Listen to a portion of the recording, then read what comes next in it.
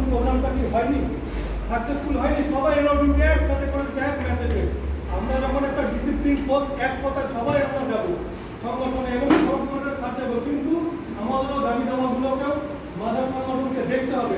যাতে যাবো কেন, আমাদেরকে এখানে আসার সময় আগে পরে স্যার বললেন যে মেডিক্লেমের বিষয়টা, যে তোমরা প্রচার করো মেডিক্লেম কমবে।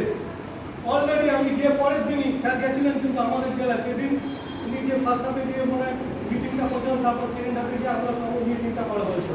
সবাইকে আমি গিয়ে বললাম যে আমাদের স্যার বলেছেন, নিজের মুখে বলেছেন যেখানে যে মেডিক্লেমটা কমানো হবে, কিন্তু বাস্তবে যখন হলো তখন দেখলাম পুরো সম্পূর্ণ উল্টো।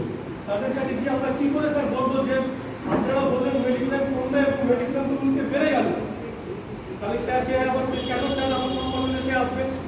দ্বিতীয় বিষয়টা হচ্ছে অনারিয়ামগুলো যখন চালু হলো, আজকে এইখানে স্যার বললেন এইখানে যে আমাদের এর আগে আমাদের কথা কোনো সংগঠন ভাবেন, একদম এক্স্যাক্টলি এটা সত্যি কথা হোমওয়ার্ক দিলে ভাবুন। আমি এখানে ঝগড়া করতে আসবো, আমার বিষয়গুলো হচ্ছে হোমওয়ার্কের যে সমস্ত এনডিএম যে সিভিলের যে সমস্যাগুলো আমি সম্মুখীন হচ্ছি তারা, কারণ এখানে আমরা দেখলাম যারা নন মেডিকেল দুবেলা আমাদেরকে গালাগালি দেয়, দুবেলা সাম্প্রদায়িক কথাবার্তা বলে। আমি যে অফিসে কাজ করি আমার অফিসে লিডার একসাথে কাজ করার পরে এক সিটিতে কাজ করার পর সাথে অনারিয়াম দেওয়া হলো আমি এবং আমার দুজন হোমওয়ার্ককে আমাকে দেয়নি, আমার কোনো কিছু নেই। যারা যে ক্রাইটেরিয়াগুলো বেঁধে দিয়েছে তার সিসি জেরক্স দিয়েছে আমাকে তারা, তারপরে তাদের নামটা আসেনি। তাহলে স্যার যে সংগঠনে আমার জন্য আসবে জবাব তো আমাকে দিতে হবে, কারণ সংগঠনটা আমি তাদের সাথে গ্রাসরুটে গিয়ে আমি করি, তৃণমূল স্তরে গিয়ে আমি সংগঠনটা করি, ওপর থেকে কেউ যায় না। তার কথাগুলো জবাবগুলো আমাকে দিতে হয়। তাই আমাদের চাওয়া পাওয়ার বিষয়টা থাকবেই, কিন্তু তবুও মানলাম দুটি প্রথমবার এটা হয়ে গেছে। আগামী দিনে আমরা সমস্ত এই জিনিসগুলোকে নজর রাখবো, কিন্তু আগামী 22শে নভেম্বর আমরা একটা ঐতিহাসিক সম্মেলন করতে যাচ্ছি। আমি এতদিন কিন্তু কোনো চাওয়া পাওয়ার বিষয়টা বলিনি, আজকে আমার এটা আমার দাবি, আমার নয়, এটা সমস্ত হোমগার্ড সিভিল সবাই তার বলুন।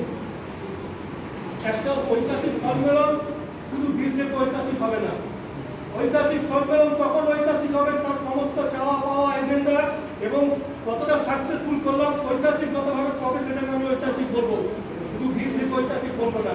আমরা স্যার সময় পাল্টিয়েছে, দিন পাল্টিয়েছে, নতুন করে আমরা ভাবতে শিখেছি। আমরা কেন দাবিটা আমরা রাখতে পারবো না? আজকে আমাদের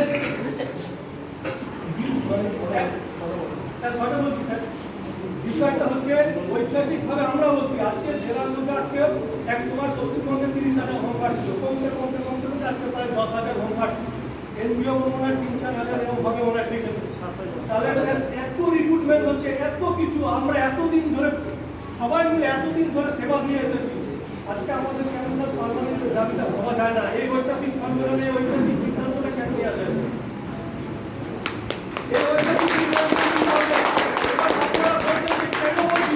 কেন বলবো না? মহাভারতের যুদ্ধে যদি মহাভারতের 5 জন পাণ্ডব সেটা বলতে পারে যে আমরা এই যুদ্ধে জয়ী হবো, কারণ কেন বলেছিল?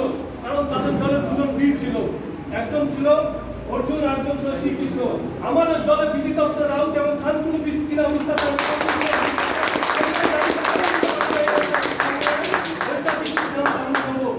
বারবার আমার যারা উচ্চকরণ হয়েছেন আমি মানে এটা আমার নয়, সমস্ত হোমগার্ড বলুন, সমস্ত এই আমার একটা দাবি যে আজকে যখন ঐতিহাসিক সম্মেলন করছি, আজকে আমরা একটা ঐতিহাসিক সিদ্ধান্ত নেবো। হোক না স্যারের সাথে আমরা যেখানে বসার সেখানে বসবো, সমস্ত আমাদের রক্ত দিয়ে আমরা বসবো, আমাদের জীবন আমাদের সমস্ত কিছু দিয়েছি, বাকি যা আছে আমরা একদম দেবো। কিন্তু আজকে আমাদের এই ঐতিহাসিক সিদ্ধান্তটা নিতে হবে, এটা আমাদের সকলের তরফ থেকে দাবি। আর বাকি কি হবে সম্মেলনকে সাকসেসফুল কোথায় সেটা আমরা দেখি।